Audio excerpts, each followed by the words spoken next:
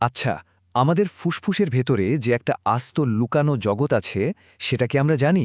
আর সেই জগতের গঠন বুঝতে পারাটা সার্জারির দুনিয়াতে যে একটা বিপ্লব এনে দিয়েছে সেটাই দেখব আমরা। চলুন, আজকের এই আলোচনায় আমরা দেখব কিভাবে ফুসফুসের একটা লুকানো মানচিত্র একেবারে নিখুঁত সার্জারির পথ দেখাচ্ছে। হ্যাঁ, এটাই সেই প্রশ্ন যা সার্জনদের সবসময় ভাবায়। কিভাবে শুধু টিউমারের মতো অসুস্থ অংশটুকু কেটে ফেলে দেওয়া যায়, অথচ সুস্থ টিস্যুকে বাঁচিয়ে রাখা যায়?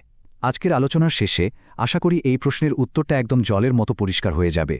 আমরা তো সচরাচর ফুসফুসকে দুটো হাওয়া ভরা বেলুনের মতোই ভাবি, তাই না? কিন্তু আসল ব্যাপারটা কিন্তু তার থেকেও অনেক বেশি ইন্টারেস্টিং। এর ভেতরে আসলে একটা দারুণভাবে সাজানো গোছানো মানচিত্র লুকিয়ে আছে, ঠিক যেন একটা শহর যার ভেতরে আবার আলাদা আলাদা পাড়া বা এলাকা রয়েছে। তো চলুন, সবার আগে এই মানচিত্রটাকে একটু ভালো করে চিনে নেওয়া যাক। আমরা দেখব ফুসফুসের এই কার্যকরী এলাকা বা বলতে পারেন পাড়াগুলো ঠিক কী দিয়ে তৈরি, আর এটাই কিন্তু নিখুঁত সার্জারির আসল রহস্য। এই যে ছবিটা দেখা যাচ্ছে এটাই হলো সেই ব্রঙ্কিয়াল ট্রি। একে বলা যেতে পারে ফুসফুসের ভেতরের রোড ম্যাপ। ঠিক যেমন একটা গাছের ডালপালা চারদিকে ছড়িয়ে পড়ে, আমাদের শ্বাসনালীও কিন্তু ফুসফুসের গভীরে ঠিক এভাবেই হাজারো শাখায় ভাগ হয়ে যায়। আর এই ডালপালার একদম শেষে যা থাকে সেটারই একটা গালভরা নাম আছে, ব্রঙ্কোপালমোনারি সেগমেন্ট। এটাই হলো আমাদের সেই মানচিত্রের মূল ইউনিট বা একক। দেখুন, ফুসফুসের এক একটা বড় অংশকে বলে লোব, আর সেই লোবগুলোই আবার এই রকম অনেকগুলো ছোট ছোট সেগমেন্টে ভাগ করা থাকে।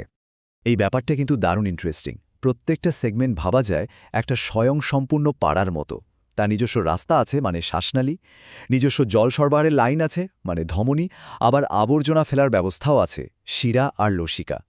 আর ঠিক এই কারণে একটা সেগমেন্ট যদি কেটে বাদও দেয়া হয়, তার পাশের সেগমেন্টগুলো কিন্তু দিব্যি নিজেদের কাজ চালিয়ে যেতে পারে। আর সংখ্যাটা বেশ সোজা। আমাদের ডান ফুসফুসে মোট 10টা সেগমেন্ট থাকে। উপরের লোবে 3টা, মাঝেরটায় 2টো, আর নিচের লোবে 5টা। আর বাম ফুসফুসে ওখানে থাকে 9টা সেগমেন্ট।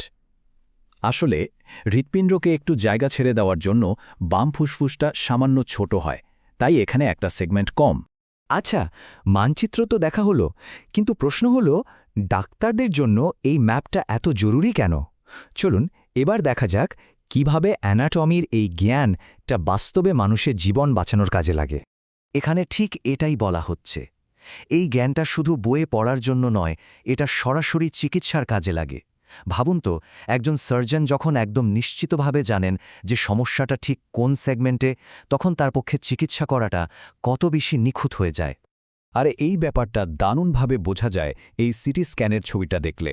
আধুনিক প্রযুক্তির কল্যাণে ডাক্তাররা এখন ফুসফুসের এই মানচিত্রটা একেবারে চোখের সামনে দেখতে পান, আর একদম পিনপয়েন্ট করে বলে দিতে পারেন যে টিউমার বা ইনফেকশনটা ঠিক কোন পাড়ায়, অর্থাৎ কোন সেগমেন্টে হয়েছে। চলুন একটা সত্যিকারের ঘটনা দেখা যাক। এই ৬৬ বছর বয়সী ভদ্রলোকের টিউমারটা ধরা পড়েছিল ঠিক ডান ফুসফুসের ওপরের লোবের ৩ নম্বর সেগমেন্টে, যেটাকে বলে পোস্টেরিয়র সেগমেন্ট। দেখুন কিভাবে থিওরি আর রিয়ালিটি এখানে মিলে যাচ্ছে। আর যেহেতু টিউমারের অবস্থানটা এত নিখুঁতভাবে জানা গেছে, তাই এক বিশেষ ধরনের সার্জারি করা সম্ভব হয়।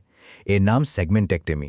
আমাদের সেই শহরের উপমাটা যদি আবার ব্যবহার করি, তাহলে বলতে হয় এটা হলো শুধু একটা অসুস্থ পাড়াকে সরিয়ে ফেলা, কিন্তু পুরো শহরটাকে বাঁচিয়ে রাখা। সহজ কথায়, সেগমেন্টেক্টমি হলো এমন একটা সার্জারি যেখানে সার্জনরা শুধু রোগাক্রান্ত সেগমেন্টটাকে তার নিজস্ব শ্বাসনালী আর রক্তনালী ধরে খুব সাবধানে কেটে বাদ দিয়ে দেন। আর সবচেয়ে বড় কথা, বাকি ফুসফুসটা কিন্তু একদম অক্ষত থাকে। এই সার্জারির পদ্ধতিটা কিন্তু খুবই গোছানো। প্রথমত, সার্জনরা যেটা করেন, তারা ওই অসুস্থ সেগমেন্টের নিজস্ব ব্লাড ভেসেল বা রক্তনালীগুলোকে খুব সাবধানে আলাদা করেন। এরপর সেগমেন্টের শ্বাসনালী, মানে তার রাস্তাটা, সেটাকে কেটে দেন। তৃতীয় ধাপে ওই রোগাক্রান্ত টিস্যুটাকে সরিয়ে ফেলা হয়। আর সবশেষে এবং সবচেয়ে গুরুত্বপূর্ণ হল, আশেপাশের সুস্থ ফুসফুসের অংশগুলোকে বাঁচিয়ে রাখা হয়। আর এর ফলাফল এই এক্স-রে দুটোতে স্পষ্ট দেখা যাচ্ছে। অপারেশনের পর বেঁচে যাওয়া সুস্থ ফুসফুসের অংশটা ধীরে ধীরে বড় হয়ে ওই খালি জায়গাটা পূরণ করে ফেলে। এর মানে কি? এর মানে হলো রোগীর ফুসফুসের কর্মক্ষমতা যতটা সম্ভব বাঁচানো গেছে। এটা সত্যি অসাধারণ। আমাদের গল্পের সেই ভদ্রলোকের ক্ষেত্রেও ঠিক এটাই ঘটেছিল। তিনি বেশ দ্রুত সুস্থ হয়ে ওঠেন এবং অপারেশনের মাত্র ৬ দিনের মাথায় হাসপাতাল থেকে বাড়ি ফিরে যান। এটাই হলো প্রিসিশন সার্জারি বা নিখুঁত সার্জারির আসল ক্ষমতা। তাহলে প্রশ্নটা হলো, এই সেগমেন্টেক্টমি কি ফুসফুসের সার্জারির ভবিষ্যৎ? চলুন একটু পেছনে ফিরে দেখা যাক এই পদ্ধতির শুরুটা কিভাবে হয়েছিল আর এটা এখন কোন দিকে এগোচ্ছে। মজার ব্যাপার কি জানেন, এই টেকনিকটা কিন্তু প্রায় ৮০ বছরের পুরনো। ভাবা যায়, শুরুতে এটা শুধু ব্রঙ্কাইটিসের মতো ইনফেকশনের চিকিৎসার জন্য ব্যবহার করা হতো, কিন্তু পরে যখন সিটি স্ক্যানের মতো উন্নত প্রযুক্তি এলো আর খুব ছোট ছোট টিউমারও ধরা পড়তে শুরু করলো, তখন থেকেই এটা ক্যান্সারের চিকিৎসায় একটা বড় অস্ত্র হয়ে উঠেছে। আগেকার দিনে স্ট্যান্ডার্ড প্র্যাকটিস ছিল লোবেক্টমি, মানে একটা ছোট্ট টিউমারের জন্যও ফুসফুসের একটা গোটা লোব, মানে আমাদের শহরের হিসাবে একটা পুরো জেলা কেটে বাদ দিয়ে দেওয়া হতো। কিন্তু সেগমেন্টেক্টমির সাথে এর পার্থক্যটা দেখুন, এখানে শুধু একটা পাড়া বা সেগমেন্ট বাদ দেওয়া হচ্ছে। মূল উদ্দেশ্য একটাই, শহরের বাকি অংশ, অর্থাৎ যতটা সম্ভব সুস্থ ফুসফুসকে বাঁচানো।